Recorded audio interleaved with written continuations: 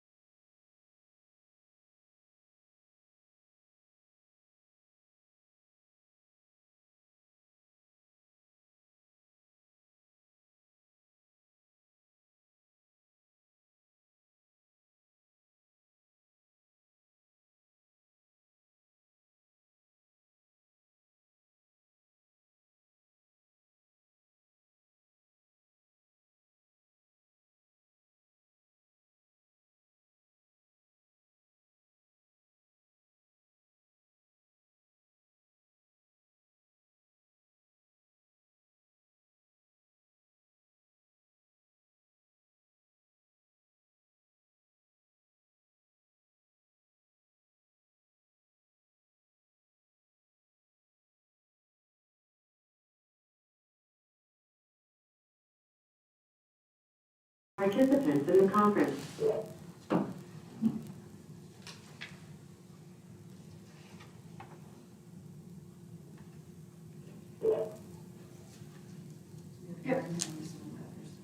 Good afternoon. Who do we have joining us? Erin, Hi, Erin. which I have another appointment at 1:15, so I gotta hop off at 1. Okay, thank you.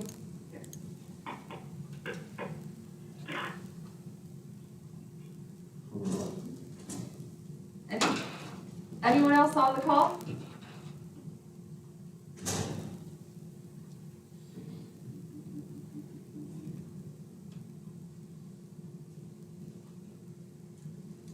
Right, who needs more, we've got Matt. Yeah. Ready. Ready? Okay, I am going to call this October 21st meeting of the Port Commerce Advisory Board, special meeting of the Port Commerce Advisory Board to order. We do have a flag. Councilmember McClellan, would you lead us in the pledge? Here. I pledge allegiance to the flag of the United States of America and to the republic for which it stands, one nation, under God, indivisible, with liberty and justice for all. Thank you so much. Madam Clerk, roll call, please. Jaffa? Here. Smith? Here. Lemus? Yeah, Paquette? Here. Chair Snyder? Here. You have a quorum, Chair. Thank you. Okay, that brings us to citizens' comments on any subject except those scheduled for public hearing. Do we have any citizen comments? So that's one thing I wanted to ask you about. Okay. You did get 3 emailed to you, Mm-hmm. and I know at least one of them, so they didn't need to be read out loud. Do you want them read out loud? If only one specifically said no, then I think we should probably read the other. Because one of them is the Steve Lear from the last meeting, and we have Bill and Mary Griffin. Yeah, let's go ahead and read them. I'm gonna use the timer on my phone. Okay. So Meredith Griffith said, "Good evening. I would like to submit the following comment for the upcoming PACAB meeting regarding heat pump rebates. I would request that you email my comments. My name is Meredith Griffith, and I am a 12-year Seward resident and owner of a home in the Camelot neighborhood. I am writing to express my support for a rebate or some sort of pay over time or on-bill repayment program to help interested homeowners add heat pumps to their houses while helping to cushion some of the upfront costs. As the owner of a small house that is currently heated by an aging monitor heater, I can immediately see the benefits in switching over to a heat pump to complement and extend the life of my current system. If a heat pump rebate program were in effect currently, I would definitely be signing up, both for the cost savings over the life of the heat pump and moving more of my energy consumption to greener sources. I am sure there are other households in the greater Seward area who would also see financial or environmental impact benefits to installing heat pumps. The organization Renewable Juno has been working to encourage heat pump installation in their community. I would encourage you to look at their website for testimonials for how heat pumps have worked in an area with a similar climate to Seward. Also, as a resident of Camelot, I would strongly urge that if a rebate or incentive program is adopted, that it be made available to electric customers in Bear Creek as well as households within city limits. In conclusion, I would encourage the PACAB to move forward with incentivizing the installation of heat pumps for Seward electric customers both within and outside city limits. Thank you for your time and service to the Seward community." And then, you want me to go ahead and read that? Yeah. And then Phil Kaluza submitted, "I would like to commend the PACAB for continuing to pursue promoting heat pumps in Seward. Though the low oil prices have been a blessing for many as our economy struggles from COVID, the current low prices reduce the economic benefit to home and business owners in operating a heat pump. The benefit to the electric utility from increased sales and the environmental benefit of reduction in CO2 emissions remain the same. Though predictions are that oil prices will return to their previous pre-COVID prices next year, there is obviously no guarantee given the volatility. Today, operating a heat pump at current electric rates is pretty much a break-even proposition for a heat pump user relative to oil. Thus, the economic graphs I previously provided, which are included in your packet, do not reflect the current state of affairs. But given the time it will take to develop and implement a rebate program, oil prices will likely be rebounding. When oil prices begin to increase, consumers will be more inclined to react favorably to heat pumps as an alternative to rising oil prices. So I strongly encourage PACAB to continue their efforts. I recently sent an email to Corey Borgeson, interim electric utility manager, suggesting he use his contacts with the Kodiak Electric Utility to obtain details for the PACAB on their new heat pump rebate program, as I was only able to get some general information. I received no response from Corey. As I understand it, Kodiak is offering a $2,000 rebate for a heat pump furnace, a $500 rebate for a heat pump water heater, and a $2,500 rebate for the combo. If PACAB has not had an opportunity to review their program in detail, I strongly encourage you to do so. A month ago, I installed a new air-to-water heat pump at my house, replacing the older, less efficient model I've operated for the past 6 years, and donated it to the AvTech refrigeration program. With all my monitoring equipment recalibrated and installed, I am looking forward to gathering efficiency data as our temperatures drop. Air-to-water heat pumps appear to be somewhat less efficient than the mini-split air-to-air heat pumps, but are able to preheat domestic hot water in addition to providing space heating, thus negating much, if not all, slight efficiency penalty. If I can be of further assistance in providing more technical or economic details on heat pumps, I would be happy to do so. I intend to watch the October 21st meeting live and will be available by phone as well." Thank you, Phil. And then Steve Lear. "Dear board members, Laura can bring you up to date on Lear Enterprises LLC pending lease with Exit Marine for boat storage on the old Rebates yard, Lot 7 on Alameda Street. The yard had been cleaned up for the Rebate disaster and is already filling with new vessels under exits management. All parties will strive to create a world-class storage yard with high standards and an educated boat owner group that the city can be proud of. The goal in setting standards and controls will be a testing process. Currently, I am concerned with pollution and contamination from vessel hull pressure washing on Lot 7. Observing a few cases recently, this problem needs to be addressed. Laura consoles me that any such fouling is not too disruptive. I have not tested any of the deposits or paint chips to make a determination as to the nature of the problem, but will probably do some testing over the next 10 months. It is my understanding that there's been some talk and some preliminary planning for a wash station on city property adjacent to the boat lift fallout. Immediate action on this goal needs to be addressed. I request a complete effort by the city to attain this goal of a pressure wash station to clean boats prior to going into storage. I want this goal to be moved to the forefront ahead of all other projects and not just some weak dream hung up on funding problems. I would hate to see the city not take this goal seriously and a few years from now be subject to a lawsuit for its negligence and inaction. I want you to set a specific goal to have a design, drawings, and plans for a wash station at this location by February 1st, 2021. I think you can make this goal. Use the existing plans. The city can find the money. The Port Advisory Board should place emphasis of this goal on the city administration and monitor its progress and demand reporting monthly until completed. The city manager should be on board 100%. I request that Mayor Christy Terry read this letter into the city council minutes at the next meeting. I request that the harbor master immediately complete a formal report to the council on the past history of the wash station at this location. Thank you very much. And then Tony Bachman has signed up to speak in person. Hi, thank you for all your work lately. I am your council liaison. I did provide a laydown for you of resolution 2020-082 coming to council. I thought that the best way should have been through PACAP. Unfortunately, there wasn't enough time to come through on that one. I did want to read you something real quick, and it was the memo that is provided by the borough that was written by Kelly Cooper and Brett Johnson. The North Pacific Fishery Management Council, established by the Magnuson-Stevens Fishery Conservation and Management Act, is holding their October meetings.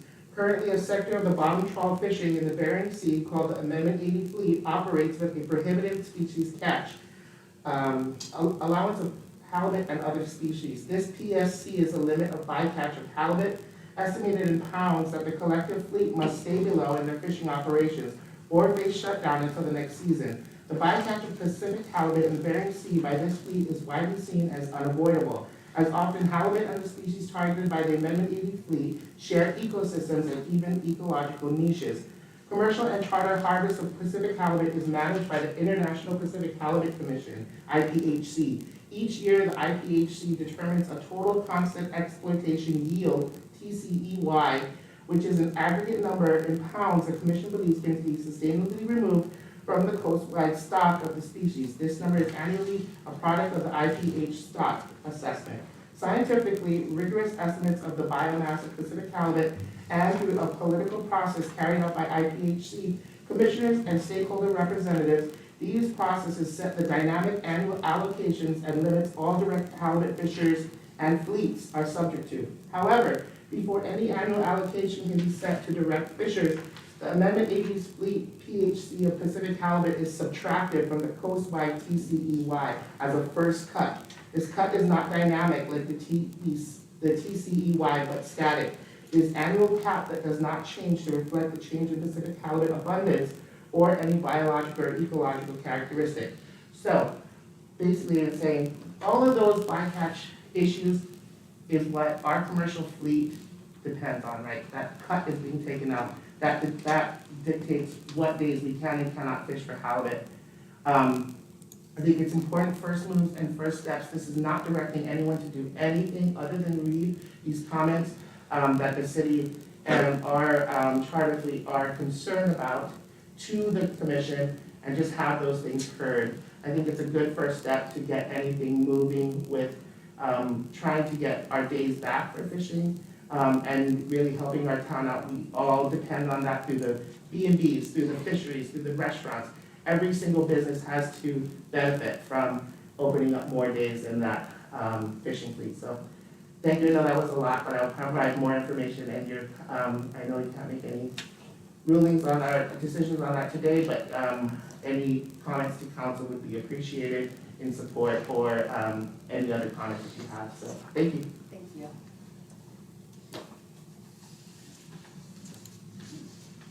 Thank you so much. That brings us to the approval of the agenda and consent agenda. Can I get a motion? I move to approve the agenda. Second. Thank you. Any discussion on the agenda? Well, then let's get to it. Yes, can we please take a vote? Approval of the agenda and consent agenda. Paquette? Yes. Lemus? Yep. Jaffa? Yes. Smith? Yes. Chair Snyder? Yes. The agenda and consent agenda have been approved. There were no items on the consent agenda. Thank you very much. So, as this is a special meeting, we do not have our typical presentations and reports. So, we also do not have any unfinished business. That brings us to item 8, new business. Item 1 is to discuss the proposed heat pump rebate program. So, we have discussed this a few times in the past, and we have it on our goals for this year to actually bring a recommendation forward to council. I would like to propose that we suspend the rules to invite Mr. Corey Morrison to come and talk to us about this, because I would love to hear the electric department's input. Do we need to vote on that, on suspending the rules? Okay, any objections to suspending the rules? Thank you. Yeah, I'll pull my chair up, maybe. I can do that. Absolutely. Thank you very much. Yes. So from a standpoint of electric utility, the idea of an increased load for the heat pump. You might want to talk louder because this is being streamed. Okay, so from the aspect of a utility, the idea of having a heat pump system in your community increases load and is very desirable. Throughout Alaska, it's been kind of a tough go of it. We've seen it in Fairbanks where people put in the heat pumps and they're big systems and they're expensive, and they're generating power electric bills of $800, $1,200 a month, we see. Some are more successful than others depending on how they put in the wells and make everything work. The heat pump systems that Mr. Klusa talks about are very viable and can work, and they increase load for electric utility, and there's no reason we should fear them. Matter of fact, my suggestion to you as electric utility is in the process of undergoing rate studies and rate issues, is that we need to find special rates that would accommodate the heat pumps if they're used in off-hour, off-peak loads, and we would coordinate that with Chugach Electric so that we can get a lower rate from them if the heat pumps are operating and functioning for the most part when everyone else is not putting demand on the electric system. So I don't really want, so whether they're economic or not, I leave that up to the consumers. If you want to make them economical by rebates, that's up to the city council and the advice of this board. That's we've seen throughout this process in this country. Our government has incentivized solar and other renewables by giving energy credits and things like that. So that I won't address, but that's up to the policymakers. So I don't know if that's enough of what you want to hear, but I believe, as the interim manager of Sewage Electric, that we would welcome the heat pump systems. We would try to make rates that are accommodate them, give them the best benefit possible, but are still fair to the other ratepayers. There's got to be a way of making sure that it's cost causer, cost payer, and would support process. One question I have is talking about off-peak rates. You're saying it would be something specific only to heat pump users, and it wouldn't, you wouldn't be trying to negotiate some kind of off-peak rate for the whole community? It would be possible to separate it out like that?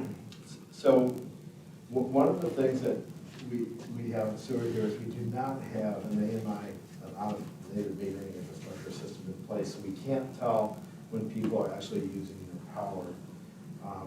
So to have off-peak rates for people that want to run their dishwashers at night, do things like that, we don't have the system in place to do it. And that's something we should work towards, although we just put in a new metering system here not too long ago. And so that makes it a little bit harder, but on a contractual basis for heat pump users, I've seen rebate systems in communities where there's a lot of swimming pools, in Arizona and the like, where they will give you a rebate on a pump, a variable speed pump, which is much more efficient, but you have to have a program to go off at 3 p.m. when the peak loads happen for the utilities. So there's some type of benefit and balance there, and it makes an economic sense to give the rebate. So the question, long answer to your quick question is, we've got some limits on having off-peak rates for everything. But I think for heat pumps and the idea that the heat pump system is installed, we could make that work. Two questions. So the first one, I guess to clarify, Mr. Kaluza seems to be recommending a just lump sum rebate. Would that be exclusive to off-peak rate, or could they be combined? I don't think the rebate, I think the rebate is a different issue as to the off-peak rates. Would be another incentive. It would be another incentive, an additional incentive.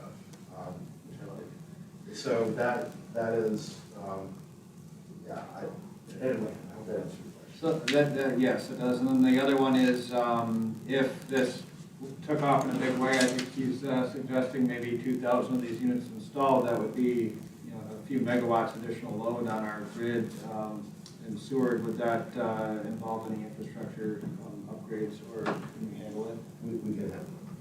Okay, thank you. Even if we have to run our own generators at Fort Raven due to an outage, we can make that work. A couple. You mentioned that there is a different rate, or you mentioned that Chugach might be negotiated with to get a different rate. Now, MEA has that rate, has that arrangement. Is that common in the utilities, or is that something that Chugach would have to start from scratch to learn? No, it's common, and it's becoming a more of an accepted practice. Our contract with Chugach ends at the end of 2021, so I've been in contact with them already to start negotiations. I don't want to leave it to the last. So we've got that going in process now. And we've told them, not only would we want to do it for something like the heat pumps and off-peak rates for that, but we also want to have industrial rates for our industrial customers so that we're more cost or cost payer. And we think that, again, those industrial rates should match up with what Chugach can do for their industrial customers so that we're coordinated. And our billing from Chugach should allow us to let that flow through from our industrial customers for our cost of power. So when I follow up, the negotiations you mentioned is an interesting time. Overall consumption is down. So we're proposing in this process to increase our consumption, which we see as a net gain for two sides, both economics and sign of the times, the carbon, whatever. But that increased purchase, does that put us in a better negotiating position with Chugach, or more complicated position? Well, it's complicated however you look at it. Yeah. And I don't want to give us all strategy away in a public meeting for negotiations. But the idea that whether sewer would have other utilities to negotiate with power purchases is fairly limited. We know there's Homer that would like to sell us power, and True Gas wants to sell us power. There's plenty of generation in the Rail Belt. What we're short on is gas prices that are reasonable. And so that it really kind of comes down to the energy costs that we're facing here in the Rail Belt. That is kind of the big issue. So the idea that, oh, we're going to be a bigger customer, it might sound like, oh, then they should sell it to us cheaper, but they're saying, wait a minute, that's going to be overall more expensive gas. And there's also then the issue of the heat rates of the power plants. So they're going to say, well, we want the cheap power plant heat rates from plant 2A to go to our customers. We'll fire a beluga for you. And so we have a different heat rate and we pay more for it. So it's kind of delicate, and there's a lot of moving parts to it, Mr. Tuffa. So I hesitate to say, you know, gosh, if we say we can bring a bigger load so we should get a better price. Seems like it makes sense. It does at Costco, but there's some other moving factors here that make it a little more complex. You have some strategies in mind to put us in a position to better negotiate with them? I do. Thank you. Alderman Cat. I'm good. You good? Okay. So this may be more of a finance question, but just as an overall, you know, this would be something that would be really nice to do. What is your personal opinion on the feasibility of this based on the current health of the utility? Well, is it going to be a utility function or a city function? And you know, so you kind of come down to that. So it's policy from the city maybe, and whether they can get some grant funds and things like that, and where they get the money from.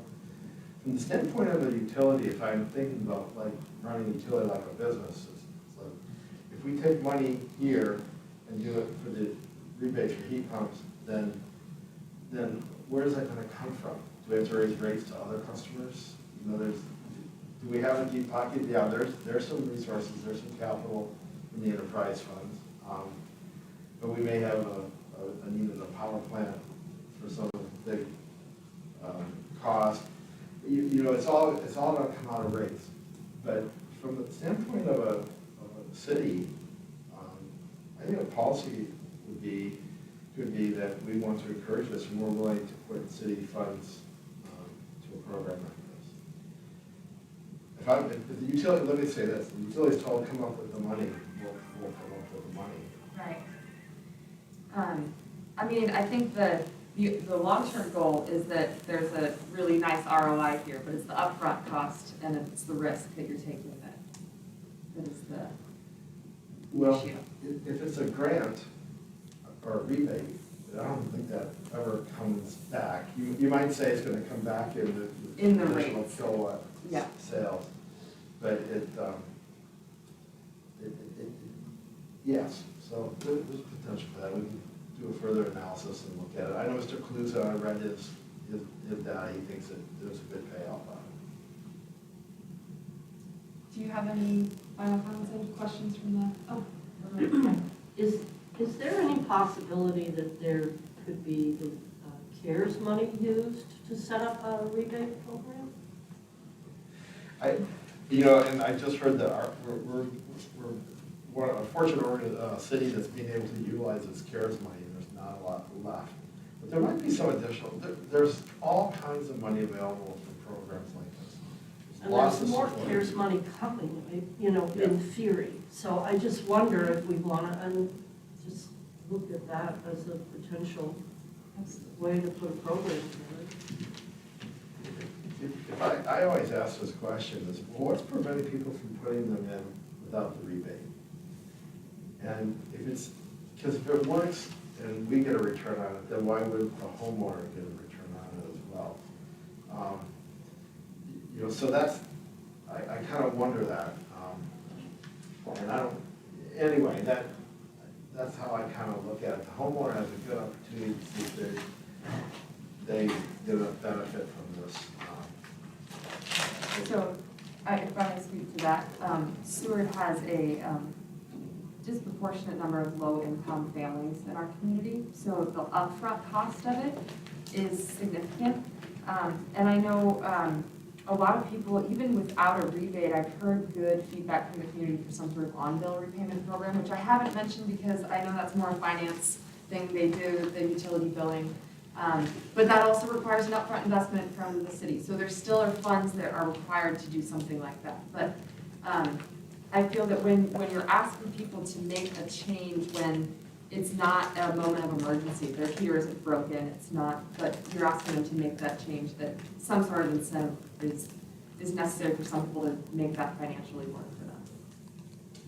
Thanks, that's good, I understand that.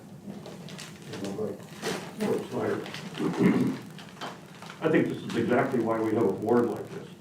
This is to encourage this kind of change, as you mentioned, takes leadership, because there's a lethargy. People fall into a position they're comfortable with. Most people don't know how their refrigerator works. So to make the step from their boiler that they see a flame to this electrical wizard, it takes some leadership. The science is clear. I don't think there's really a lot of doubt. The 3-to-1 efficiency is 3-to-1 efficiency, or whatever it is, 4-to-1. You know, where your cost of energy to your output. But I think this board and the council, if they decide politically this is what they want to do, they need to lead forward and do whatever is required, rebates, rate adjustments, direct our utility, you know, to help us with that sort of thing. But I think this thing has got to move forward. It's such a positive project. And you know, the leadership that Seward would show in the world, whenever these tour boats start coming back in here, this is another draw to come see this kind of thing. So a couple of comments on that. One of the things I think the city can do that doesn't involve rebates is leading by example, and we've seen that at the chamber. You can go see a demonstration system, and I think I mentioned that in a previous meeting. My Toyota died, and I bought a heat pump, and I contracted one of our local guys to put that in, and it's been doing great. You know, the science is there, but I know there was some fairly large-scale plans with the city hall and the district heating system, but if we maybe start simpler and have some example systems where people can see these things working, and I would encourage anybody that's interested in do exactly what I did, is go down to the chamber and stand in front of that thing and take a look, and I'll show you around. I'll show you it works, and they are good. So that might be the low-hanging fruit here. Is maybe we would recommend some. Well, the harbor has. Yeah, we put one in our washdown pad shed here. Right. Just another step towards environmental. Well, perhaps more visible installations that people can see. You know, one of my observations I've had here is the city of Seward is a fairly complex organization. There are a lot of moving parts, and it's very impressive. But we're fairly small, and so, you know, hopefully everyone will realize, they say, hey, we want to have a heat pump, we want to have on-bill financing, we want to do these things. It takes human resources to do that. And it takes a will of the people to fund it and make it happen. I'd love for it, and I'm all about demonstration projects. It's a little off, but we had our third solar system installed. Bidirectional meters were shipped yesterday. We probably have it installed next week. Those are demonstrations. I think we ought to put in a level 2 charger station. We ought to just do it. It's a demonstration. It's some momentum going. So I'm all about that. I'd just like to say that I know several people in Anchorage with electric cars that would come to Seward a lot if we had a charging station. If no one else has anything more for Mr. Watson, I think we'll go back on the rules. Thank that. So this is a meeting, so this is our chance to take some action. We don't have a resolution in front of us, but it sounds to me like the consensus is that we want to move forward. Funding, of course, always something we have to take into consideration. We don't have to recommend they put this in the next budget, but we can recommend that the program be developed further and that grant money, that we direct the city manager to have the electric utility manager seek funding. Community development also probably has some good ideas on where to seek funding. So I think pursuing funding might be the next step, while at the same time refining what the program would look like. And finance needs to be brought in on conversations. I know back in the spring, we had asked them to look at, Mr. Kaluza did a lot of research on the rural energy savings plan. And finance looked at that back in March and said they didn't think that it was a good fit for the community. And I didn't really understand why. That was in kind of a time of transition in the finance department. So I think there's an opportunity to look at that again. I think it's a great resource that might be a good fit. So would you all like for me to write a resolution and bring it back? Yes. I would support that. We have passed a resolution in support of this project, and the letter should refer to that. Right. And it's not new, and it needs to be caught up, and the momentum, if achieved, needs to be kept moving on it. And if the council decides that they would like PACAB to spend more time on this somehow or another, or an ad hoc group, I think that should all go in your letter. But someone's going to have to lead this charge. It can't just be Phil Kaluza or others in the community have great ideas, but it's got to be an agency of some sort. Right. Council. Might as well. Yeah. No, I think that's a great point. And thank you for reminding me that we actually have passed a resolution in support of this idea. And so perhaps it doesn't need another resolution, but maybe just a letter to council referring to the resolution and updating our thoughts on it. Yeah, I think so. Okay. Current information, current personnel changes, Yeah. the whole And maybe COVID world. mention of the possibility of CARES money or some kind of money to feed into it. If I might, you do need to acknowledge the fact that the oil price today Yeah. is discouraging in Right. this regard. Yeah. So there needs to be some other justification for the project. And if it's green or carbon or a better negotiating position, those are real things. Well, I think the unreliability of the oil industry at this point, prices are low now, but who knows what's gonna happen. And the agenda of the plan is to abandon it. And so moving in that direction regardless of what the prices are. Yeah. You need a motion for that, or? One thing is maybe we could add to the letter to study further on exactly how we want to implement this, because I guess I was thinking rebate, but when we add the rate issues in there and then possible city buildings or demonstration systems, that start to get broad. So if we can narrow in on a little bit on what we're looking for, but I would just like to reiterate, I would not have made that choice if I could not have seen one in action. I was a skeptic. I went and saw it, and I made my choice based on that alone. So I was ready to go buy a new Toyo stove. So that sold me. So I'm thinking it might. Anyway, I'd like to add that to the recommendation. To add my personal experience, I lived in Japan over a decade ago, and my house there had a mini split on the first and second floor, and that's what every place has had there for over a decade at least. And the technology has been around and proven for a long time, and it snowed there too. It's very cold. And it worked great. So I'm a big believer because I've had that personal experience as well.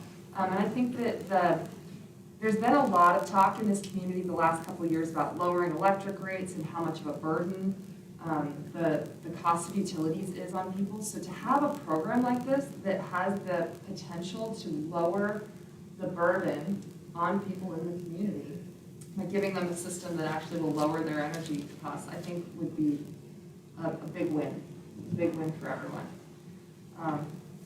Okay, well, thank you all for your input. So should we make a motion to say you're gonna draft up a letter, goes with the resolution we already wrote? You know, if you'd like to, we can. That way, at least it will be in the minutes. It would be official, so I would like to make a motion that Laura, as she has volunteered, draft a letter to council reminding them of the resolution that we passed about heat pumps and giving an update and further encouragement to make some changes. Thank you. We need a second. Thank you. I'll second that. Thank you, Board Member Smith. So, directing Chair Snyder to write a letter to council on the proposed heat pump for rebate. Hackett? Yes. Lemus? Yes, Smith? Yes. Jaffa? Yes. Chair Snyder? Yes. This has been approved. Thank you. Thank you guys for a great discussion on that. That brings us to item number 2, discuss having Zoom webinars in place of an energy fair. And I would like to turn this discussion over to our members of our energy committee. I know that you provided a list of recommended topics, and I just would like to hear from you on those topics and also kind of what your thoughts are on implementation of those webinars. All right, so I guess I would go back in history a little bit there.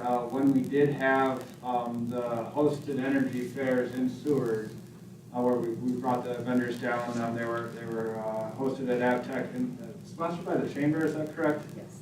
So the same sort of thing here. I would think we would want a host and a sponsor. So if the chamber was willing to take that up again. And I do have a good idea on who could host this on online platforms. So, and there might be some more interest in, and maybe we could kind of split this up. But one of the when we talked about all the different issues with solar, you know, there were some things we brought up of specific topics that we need to go over, and then when we had the utilities. Thank you for setting that up, by getting all the different utilities to come in and talk with us about how their systems were set up. You know, that sort of informational exchange is helpful. So I guess I'm I wouldn't recommend doing a whole day of Zoom or anything like that. So this could be, my thought is, you know, maybe a topic a month on you know, over a quarter. So maybe three talks or 4 talks, and we could involve subject matter experts on specific topics. So my suggestions here were just based on my experience of what it would take to get solar installed, and certainly interested to hear. You know, we could include the heat pumps. We could include weatherization, which I think is often overlooked when we're talking about all this, and yeah, save some energy and then skip that step. It's all lost anyway. So those sorts of things. We haven't. We don't have an update from the chamber today, so I would like to run it by them. See if they want to continue to be our host or our sponsors. Well, I know they have a Zoom account, so that would make that part easier. And they've got it, you know, they've been doing it in webinar, so not just regular meetings, but. Right. So, yeah, and I put down here as another workshop topic, the heat pump. Mm-hmm. As a topic. And I think, you know, I think even like an hour-long weatherization, winter's coming, maybe if the chamber would sponsor it, but if the utilities would be a part of it, because there's other things, like don't put grease down the sink at Thanksgiving. I mean, there's like a lot of things that we talk about in the wintertime related to utilities that we could do something with. Yeah, when I think of the sponsor, I'm thinking that they would also be soliciting for presenters. Mm-hmm. So, somebody to maintain a master list of who's going to talk about what, I think would be helpful to get this going. I think that it would be unfortunate to not utilize the systems that the city has in place too. Things like potentially getting it streamed on GCI, getting it put on YouTube, on the YouTube channels. So I don't know if doing it on, Zoom is so nice because you get that back and forth and that ability to ask questions. But what I don't know and what I'm not sure, how to best make it so that the most people can get the benefit from it, because not everyone will be able to tune in at that time, and it would be great to have those options for people to see it later and to still be a part. So if it is more of a presentation and less of a workshop, then maybe just having it, in this room with the setup or in council chambers with all of the technology that already exists would be the quickest and simplest way to get it to most people. And the city clerk did ask me to pass the message along that the city does not use Zoom. Okay. Thank you. So my thoughts on that, and that does make sense, but Zoom, or whatever online platform, I'm not advocating for them anyway. But I definitely have spent some time on that platform, so I'm familiar with it. But recording those sessions is easy to do, Okay. and reposting it. I would. You can even live stream from Zoom to YouTube. Oh, okay. So the one thing, all of these topics, you can go research forever. This is information that's been said. So the real value of this would be the back and forth between the presenter and in context of Seward. Right. So that's we could work to organize a list of information that addresses our priorities and our resolutions and make that available, right?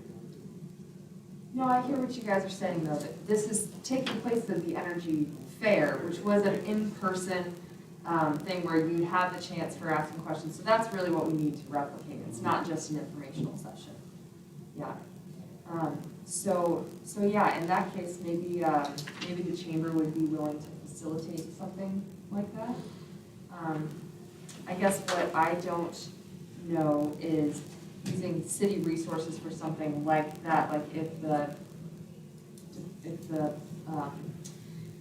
some of the department heads wanted to come and speak or have some of their people speak, I guess I just don't know how that works together. I don't think there'd be any city resources.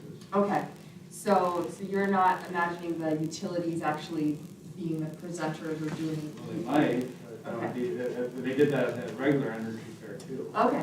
So that's been done before. It would just be time of the day. Yeah. True. Speaking of time of day, former Jaffa. I'm a little curious as who the marketing or who this effort is directed toward.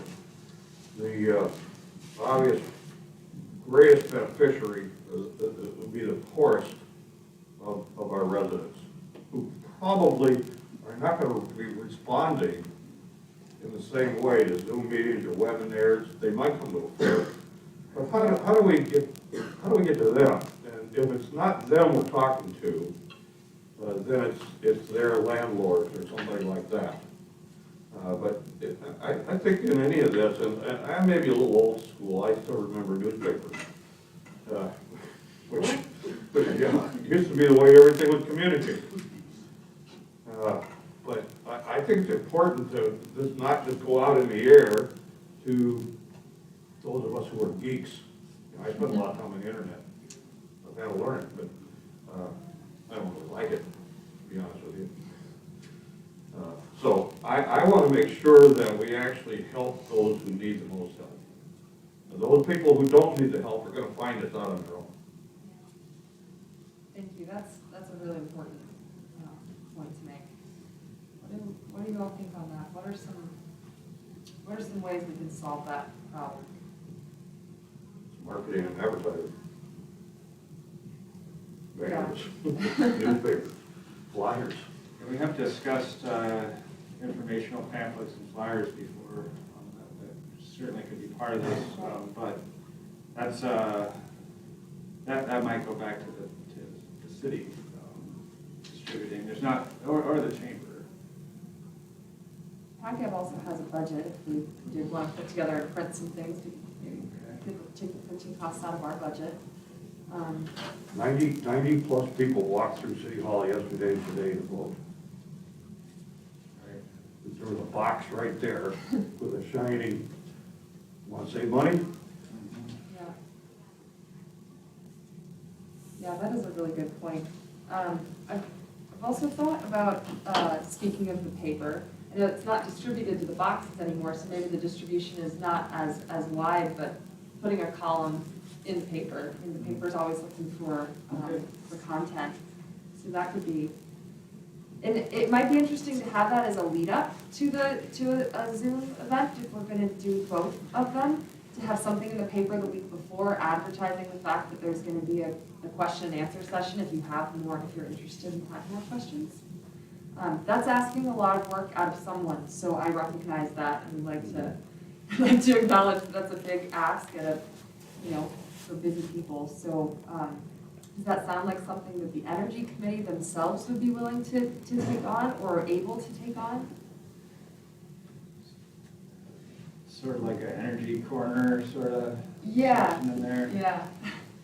And again, just maybe for, one time a month for 3 months. Mm-hmm. I guess it depends, that we'd have to define our scope a little better there. But, we could do a whole, we want to just have like a little 3 paragraphs of, this is how we could reduce your energy bills, we could reduce your heating costs, some things to look at versus going into the detail. So there's some good, I think, further discussion, maybe an energy subcommittee meeting. Yeah, okay. Yeah, do you guys want to just report back to the board at the next meeting and see what you come up with? I just had an idea. What if we get the paper to cover the install of the first net metering meters in the city? Put it on a press release and get them to write a story about it, because that would be a good way to advertise that solar is, kind of open for business in Seward. Does anybody listen to 91.7? Yeah. Yeah. Go on Sacktown Talk. Mm-hmm. Yep.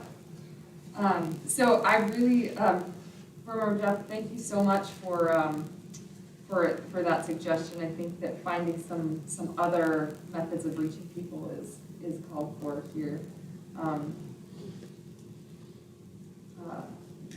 And yeah, I don't want to ask too much of anyone's time, but maybe as a group effort, maybe if one member of the board can take responsibility for one aspect of one of these and write something for the paper, or find someone to write something for the paper, and maybe do something on the radio as well in conjunction with each of these topics. I think that could be really cool. You guys have any other discussions on this at this time, or is there any action that we need to take on this at this time? Does directing the subcommittee need an action, or? No, not really. I'm just thinking that it is though nice to have often in the minutes our discussions about all of these things. We don't get all of the meat in there. So if there's anything that anyone wants to make sure that we move forward with, maybe we could do that. Say just to direct the energy subcommittee to select 3 topics and assign a responsible party for each topic before the November meeting? That might be a little further ahead than we are. Okay, I think. okay, before the December, We're looking for ways to, we're still trying to figure out ways to conduct the energy fair in the COVID world. yeah. So, There's always the option of postponing. Well, Chair Snyder, who's on the, That's true. your board, your energy board? Carl and me. Carl. But see, Carl's not gonna be here for Right, so long. right. Yeah, and I would say that, while I don't feel that I have the correct information to write one of these myself, I could certainly facilitate finding someone for one of these. I could cheat and steal Bill from you guys. Right. Do the heat pump one. I believe he's already had a section of. He has, yeah, that is true. He has been in the paper before. Yeah, as always, it's been such a great discussion. I just want to make sure that we, you guys have been doing such a good job of moving your work forward. I just want to make sure we have some good touch points to make sure that we're checking in so that we can support you as necessary and do what we can to move it forward. Shall we just schedule another check-in for the November meeting to just get a progress report on things rather than having any specific deliverables?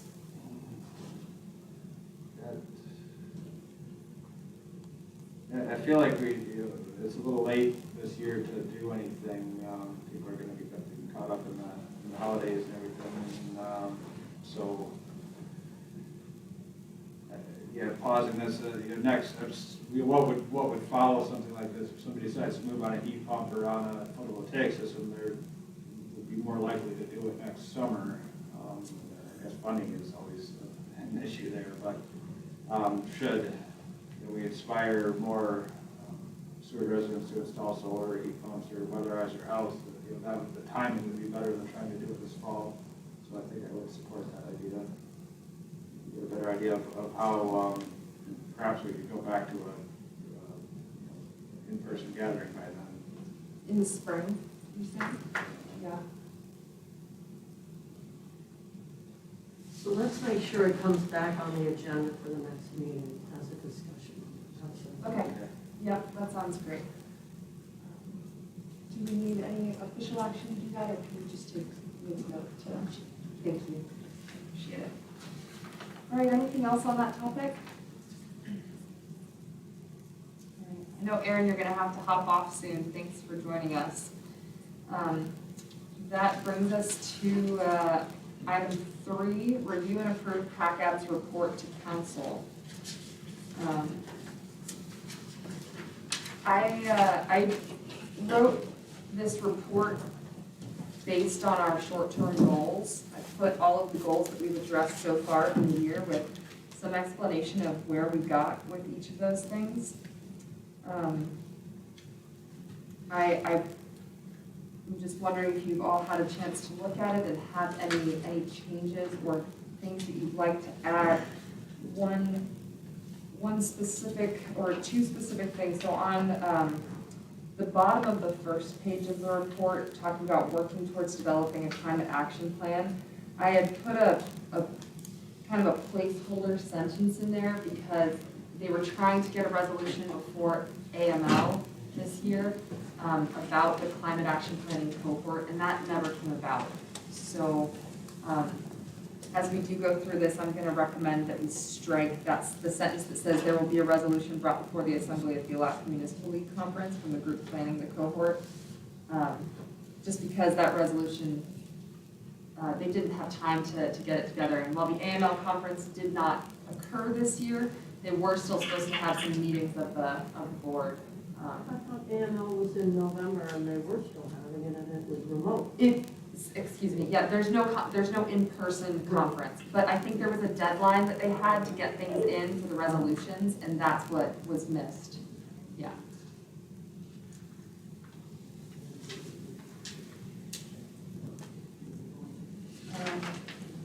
specific things where I just want to make sure that I tried to write this from the perspective of the direction that the board has taken on all of these issues, but I want to make sure that as I'm speaking for the board, that the board is on board with all of these things. Like, for example, the vessel property tax and the way that I worded that, I want to make sure that everyone is happy with where we got to on that. That's on page 1. I wrote quite a long paragraph on the second page about halibut bycatch. It was my intention to take that back up after well, I guess it is now after, it was October 14th was the meeting of MPFMC. But now that the borough has passed this resolution, and now that Councilmember Bacon has sponsored a resolution for council, I guess, when will this report, if approved today, go before council? The earliest would be in November 9th. November 9th meeting. And do you happen to know when this resolution is going on before the council? Monday night. Yeah, okay, upcoming, perfect. All right, so even if we were to add something in here about this resolution, it will already be too late. However, I would encourage any board member that wants to submit personal comments to do so. However, we cannot, it was not on our agenda, we cannot take action on that today and make any kind of recommendation as a board. But if you have personal feelings about it, feel free to submit your comments for that meeting. Mr. Clerk? Yes, board member. I move that the board recommend that this letter be transmitted to the council as drafted. Do you have a second? Thank you. With the exception of that sentence that you're taking. So I would now like to propose an amendment, I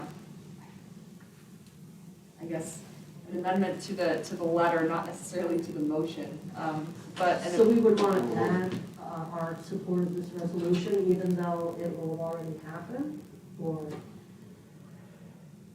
That is definitely an item for discussion. I mean, Point of order. Yes. Where is the resolution in our discussion? I understand the laydown, and I understand the wording in it makes it obsolete. So where is it coming? It is actually not mentioned in this paragraph because I wrote this a month ago prior to when this resolution was written. So it was a question on whether to reference the resolution in this letter to council, even though it will come to council after they have already had the chance whether to approve or. But isn't it important that they know where PACAT stands regardless of the fact they've already hopefully passed it? Pardon me, but we had a presentation on this. We had public discussion, I remember, around Hubbard and others who made very strong presentations. Did we never act on this?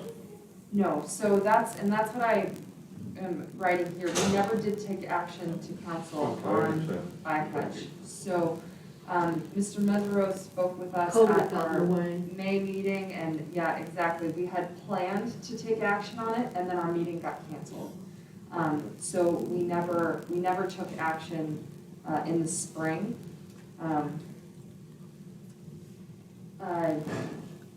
Councilmember Bacon would like to speak. Is everyone okay with me suspending the rules?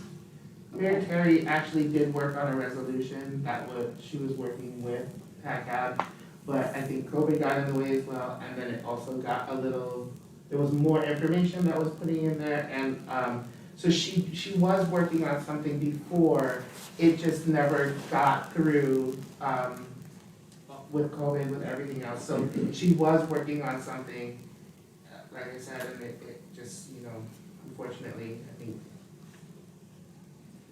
Yeah, it just has been delayed. Thank you. Back on the rules. Point of order. Yes, So we have a motion and a second, yes, and you want to make an amendment to this letter? yes.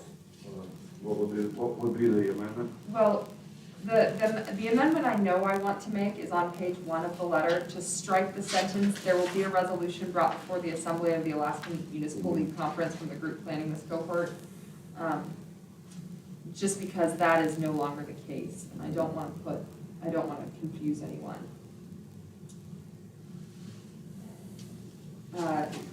And then our current discussion would be whether or not to put an amendment on the bycatch discussion.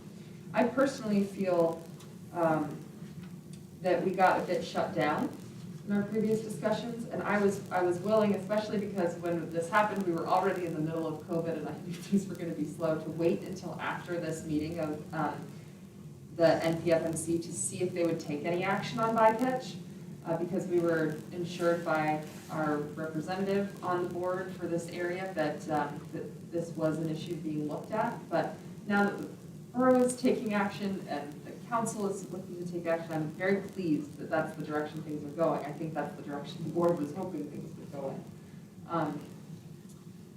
Board Member Paquette. So could we just add a sentence at the end of this paragraph here that says PACAB is in support of resolution? And then I have a question, it's not really no, right? What is the right number? 2 is what.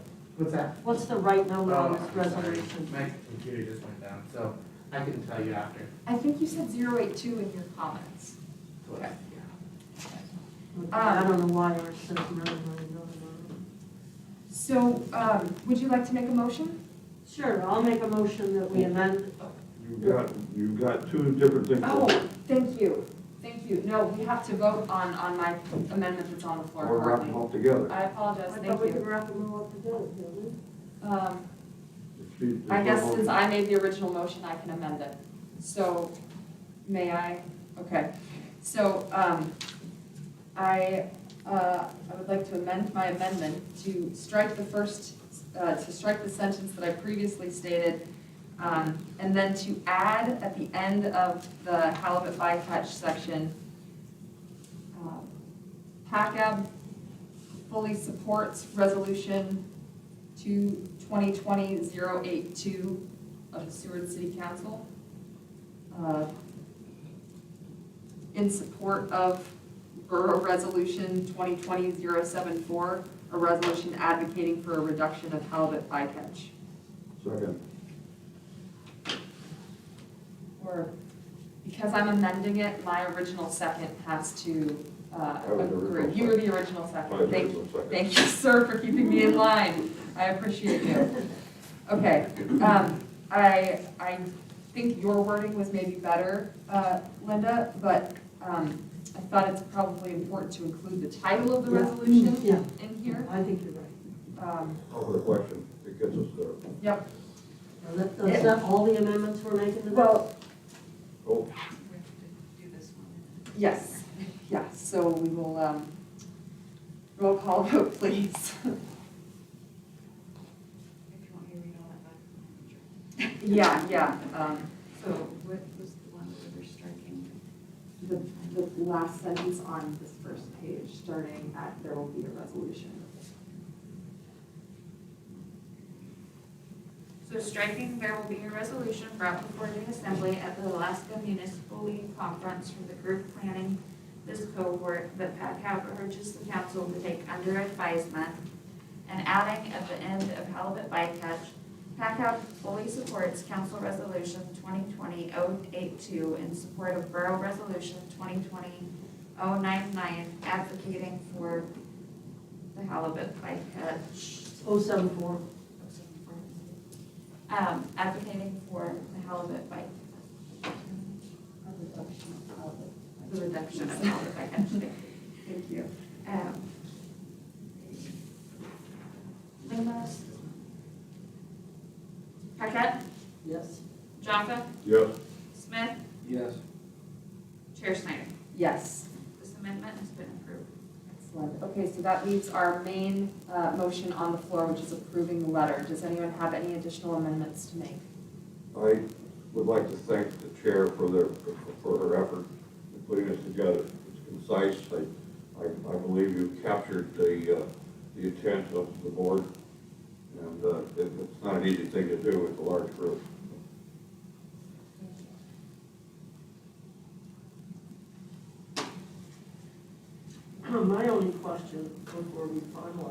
would be, where it says send a board member to AML, since it's remote now, virtual, there was a discussion that more people could go. And so I just wonder if we want to change how that's worded. So the reason it's worded that way is simply because that's exactly how it's worded in our short-term goals. What I would love is for us to discuss at our next meeting the potential for people to attend, and then in my next report to council, I can tell them how many of us attended, if it's more than one, and all of that.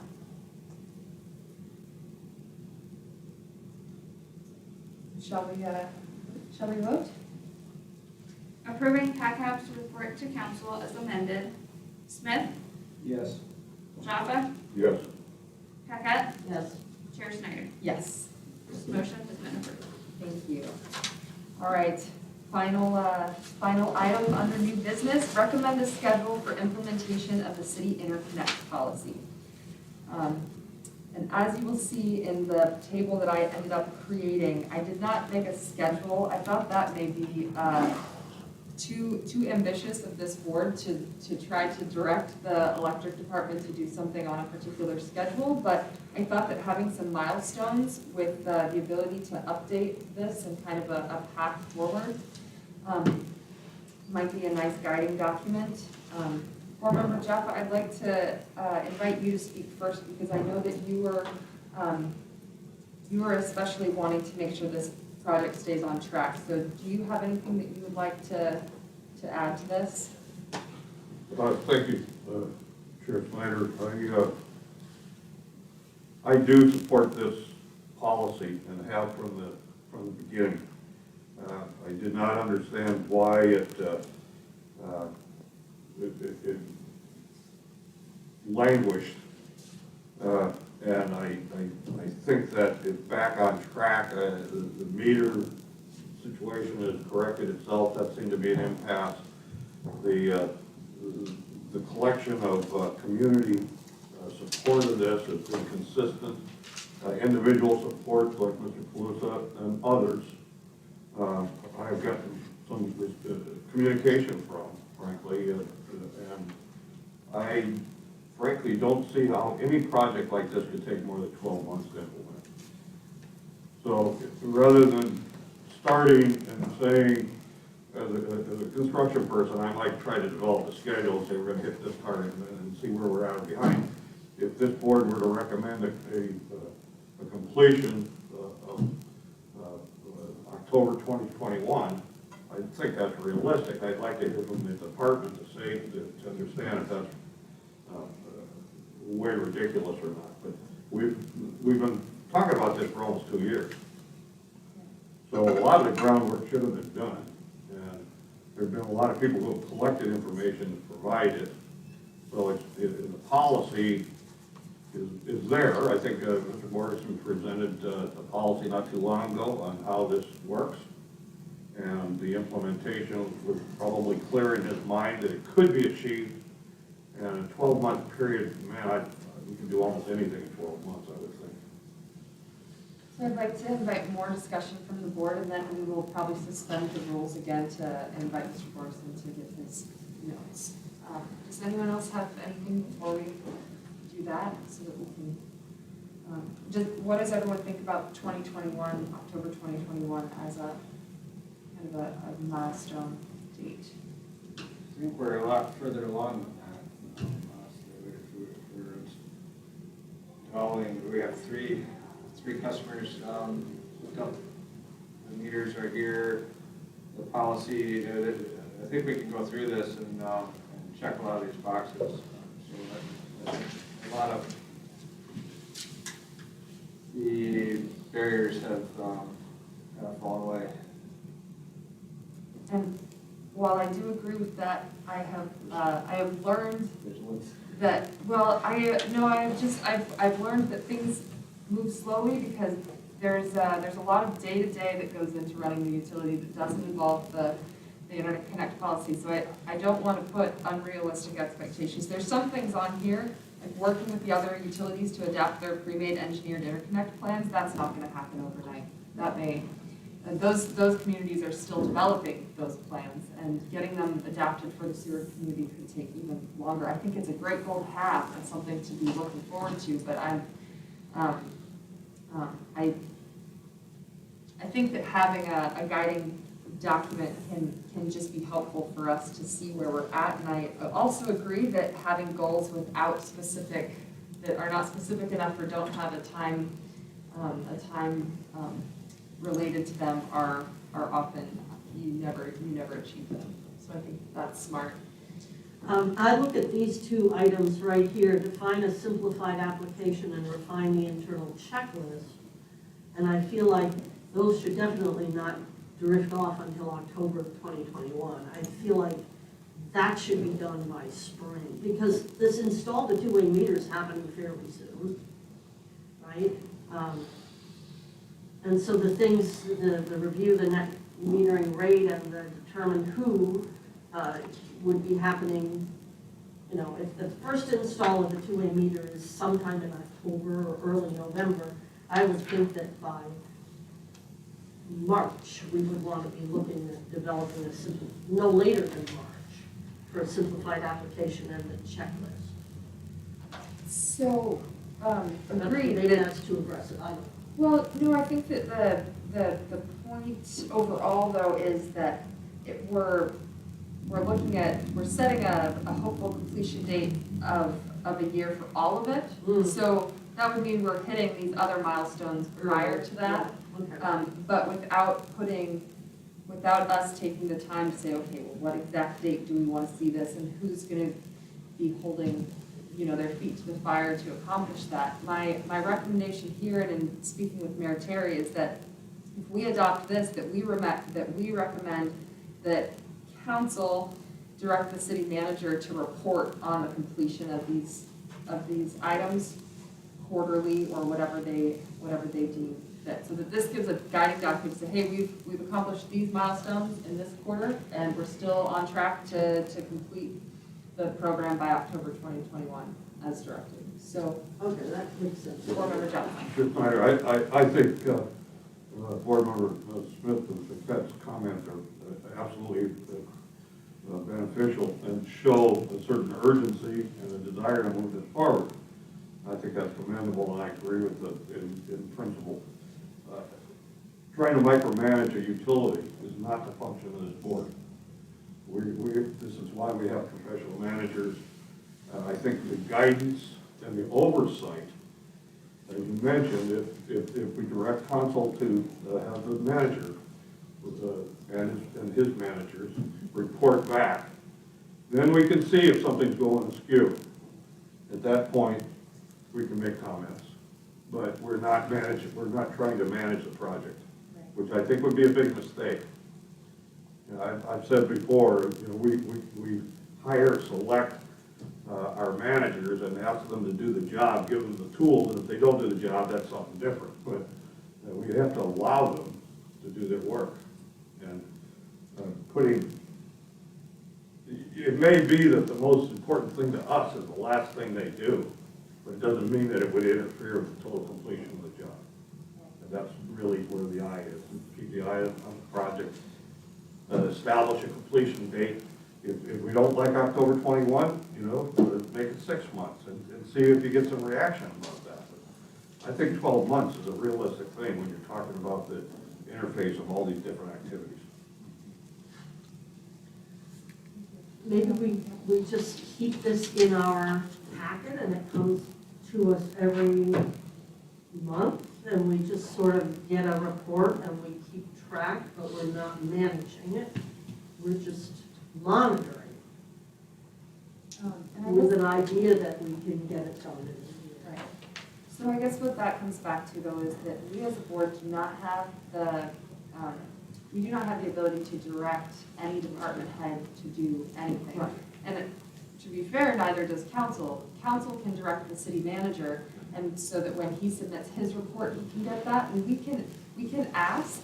And I believe Mr. Borgeson has been so great about providing some information. I assume that he would be willing to provide us updates, and maybe we could schedule to have him speak to us on a quarterly basis about where things are at as well, but, we can't make that a requirement. But at this time, if everyone's okay with it, I'd like to suspend the rules one last time and invite Mr. Borgeson to, come speak to this matter. So, let me kind of start out, I kind of understand the frustration around this board and this process of the interconnects. Why is it so difficult? And why does Seward only have 3 folks that have interconnected renewable systems on? And I've spent a lot of time looking at what's been put into the, adopted by the interconnection policy or code, really is what it is. And I have a hard time explaining why we don't have more people hooked up. I think there's been a resistance within the department. I think there's been headwinds that have been placed out there. I think that with a will within the department, we can get people hooked up. And the meters are, I'll report back on the meters got here and got installed, and then I got to report that they work. There's a programming issue on this, and I think that this whole process has been somewhat foreign to everyone involved in the department, and so it's created some resistance and delay. So I've got other plans to work through a system. I've approached other utilities to manage it for us.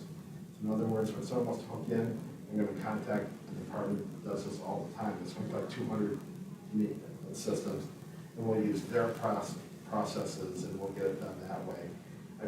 So I've been approaching that way. It's really about making sure that when someone wants to hook up with the system, we're responsive and they get it done. We don't have to reinvent a checklist. They've been done. Homer Electric is trying to pre-certify installers. So if you got this installer, then you're good to go. You just hook it up, and the installer certifies it's been done as they're expected to do it. It's really about us establishing, I think, the rapport with the installers. And I was very glad that this one installer that came up last week, we went out there, we got a picture, it'll be in the CMR for the city council.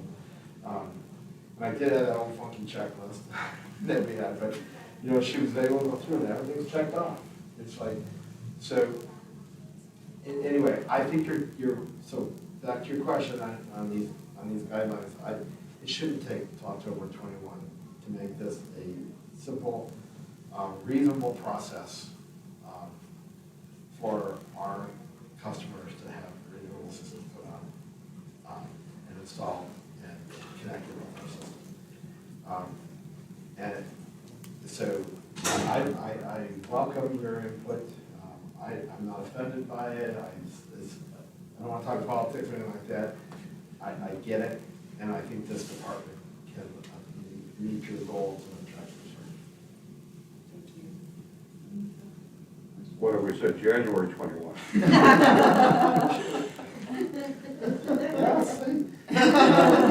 I've got my own goals, to get this done.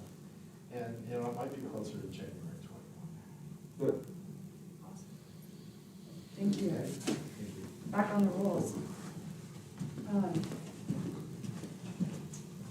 Okay, so, a motion here. So my suggestion is that we make a motion to forward this to council with a recommended completion date of October 2021, if we want to stick with that. And suggest that they direct the city manager to report on the progress quarterly. Is that your motion? I didn't really say it as a Or- motion, or- it was would it more be- general. Would it be But- September 30 or October 30? October 1. I guess September 30, keep it clean, Right, second. the end of the third quarter. Okay, so I will speak that again. I will say,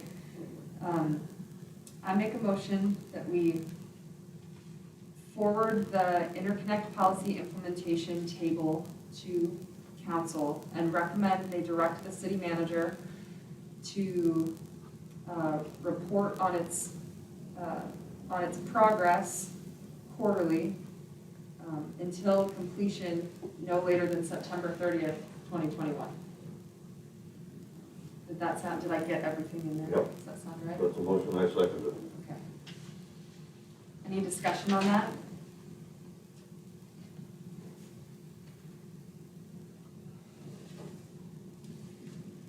Okay, shall we vote? Forwarding the interconnect implementation schedule to council with a completion date of no later than September 30th, 2021. Smith? Yes. Packard? Yes. Java? Yes. Chair Snyder? Yes. This motion has been approved. Thank you. We have no informational items and reports. Citizen comments? We have our citizen comment. Okay. I'll make them quick because I know everybody has to go back to work, but amazing. I love you guys so much because so much of the city's work is really done here. And I love bringing things to you because I know that you guys can get them through, get them thought out, and just the work that is coming through here, like hearing Vice Chair Jaffa say today that I would like to see the energy fair being equitable to people. I think that's super important.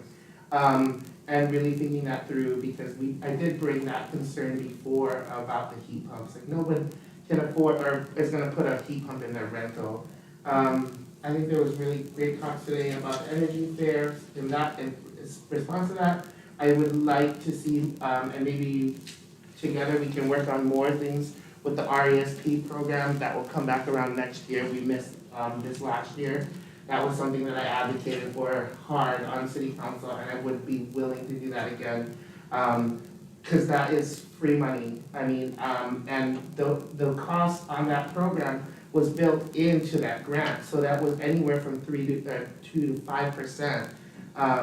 And that could also have been, went through some other agency to administer those funds. So we still could have, and now that we have experience administering funds through a third party, maybe the city would be more apt to figure some situation like that out. I called all of those utilities and they were, some of them were like, it's been a great program, there's a lot of learning and there's a lot of things we're moving through, but people have benefited a lot through that. And it wasn't just heat pumps, it was other things that as long as your return on investment was there, the RSP program was gonna help you do it to weatherize whatever, save energy in your home. So I thought that could have been more equitable to help businesses like B&Bs, rentals, nightly rentals, that can reduce their costs through through that program as well.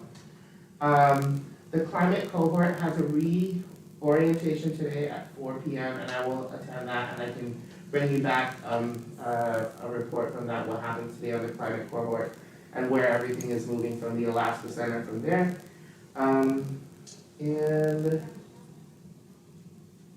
I think that for the committee, like a did you know in the newspaper would probably be like the best thing. Did you know there's 3 new solar, hookups in Seward? Like just that little blurb could make a big difference in the newspaper. And Jack used to do it in community development and I really liked him.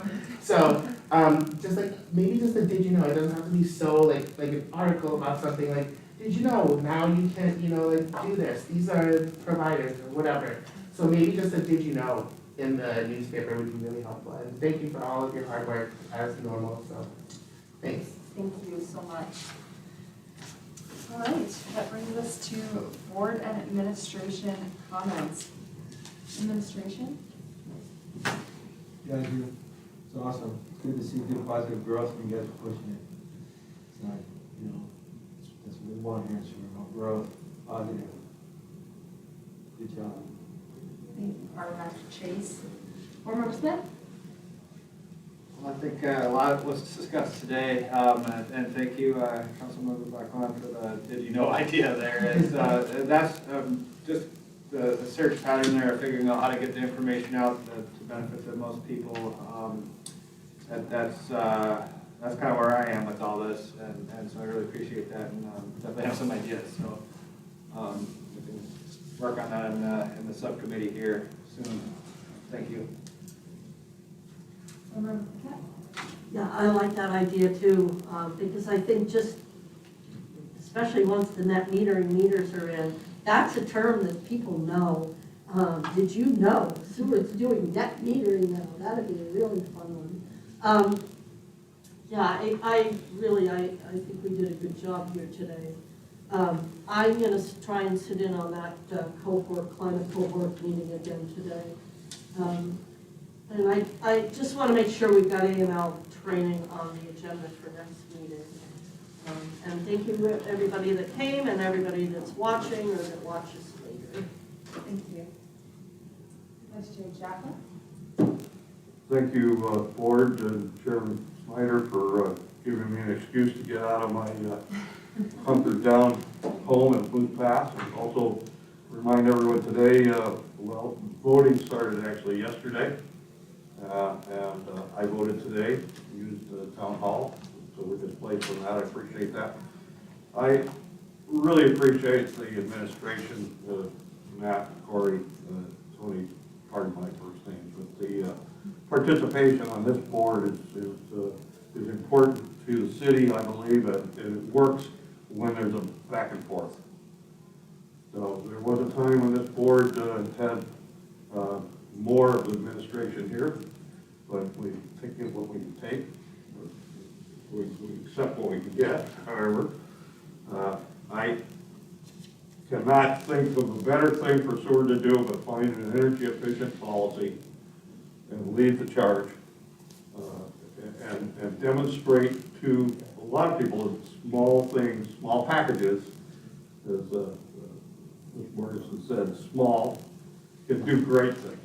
And, you know, we have examples around here, you know, that prove that. So we'll keep it up. Thank you. Thank you. I would like to, going way back, thank Meredith Griffith for her comments. It's always good to hear from people saying that when we're proposing a policy like the heat pump rebate program, that there are already people paying attention and interested in utilizing it. Because if no one wants it, there's no point in us talking about it. So I'd like to thank her for her comments. Phil Kaluza for being the champion of this project and so many others. Thank you for all the time and energy that you put in and for your comments. And then I'd like to speak to the letter that we received also from Steve Lear about the washdown pad. And specifically, I'd like to thank our harbor master who has put in considerable time and effort into getting the funding together for that washdown pad. I don't think that there's any disagreement on this board or in administration about the importance of that project. It's been at the top of our capital improvement project list for the last 2 years, and a lot of effort has gone into that. And hopefully, there was a meeting on the 14th about those EVOS tech funds, and hopefully that will come to fruition because it is really important. We do have our eye on that, and we're gonna continue to move forward. If those funds don't work out, it's still at the top of the list, so we will make that happen. I would also really like to thank MIS and the clerk. We originally moved our work session from today to last week because voting is happening in City Hall and to try to avoid having to have everyone relocate here. But I really appreciate you making the effort so that we could make this meeting happen this month. We had a lot of really good items on the agenda, and I'm glad that we got to get through it. Everyone from administration who is here, thank you. Councilmember Baclan for being at every meeting and for your great input and for putting forward things like this bycatch resolution. Thank you for not only attending, but for bringing our ideas forward and for bringing them to council for action. We really appreciate you. I am headed to Arizona for 4 days to see my mom, who I haven't seen since she moved down there. And I'm very excited to go sit in the sun. But I will, the second day I'm there, I'll get my COVID test so I can come back and go back to work. But I really appreciate you all, and I look forward to seeing you at the November meeting. Move adjourned. Adjourned.